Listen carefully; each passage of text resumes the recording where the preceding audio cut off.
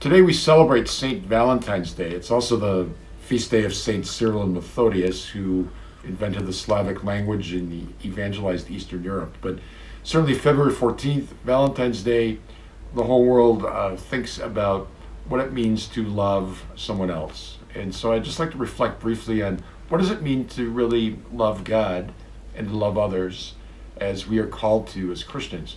We talk about it all the time.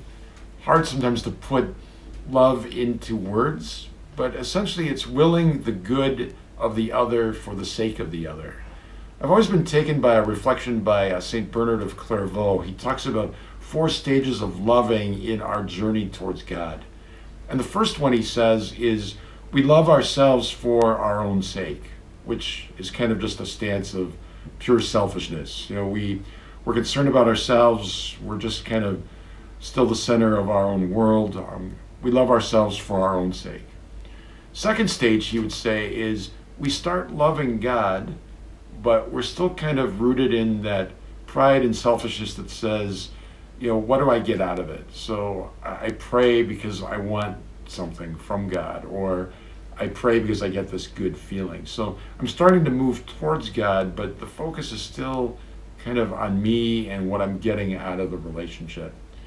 Bernard would say the third stage is we come to a point of loving God for God's sake. So we love God because we know that He is our proper end, that He is the absolute good and the true and the beautiful. So we've moved beyond a stance of selfishness, and we're loving God for God's sake, not because of what we get out of it, but because of who God is in relationship to us. And I would think that would be the highest stage, loving God for God's sake. But Bernard adds a 4th stage, and he says, we also are called ultimately to love ourselves for God's sake. So it kind of comes back full circle. So if in the beginning we're just loving ourselves for our own sake, in the end, that love is purified, and we come to a stage of loving ourselves for God's sake.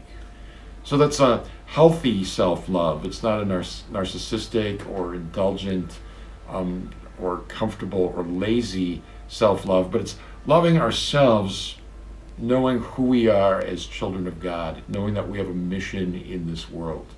I think a good example of that is your parents are called to take care of themselves and to be healthy because so many people depend upon them. So we love ourselves not out of self-concern, but out of concern for the other. So those 4 stages that St. Bernard outlines have always been really helpful to me. And maybe we feel that there's parts of all 4 of them in us at the same time, but ideally we're moving further and further away from selfishness and self-interest towards this agape sort of loving, this agape love that in the Greek is really self-sacrificing, that we see ultimately in the cross of Jesus Christ, that God pours Himself out for us, not because we're so lovable, as St. Paul would say, but because He first loved us. And it's that love that saves us, redeems us, and leads us to heaven. So,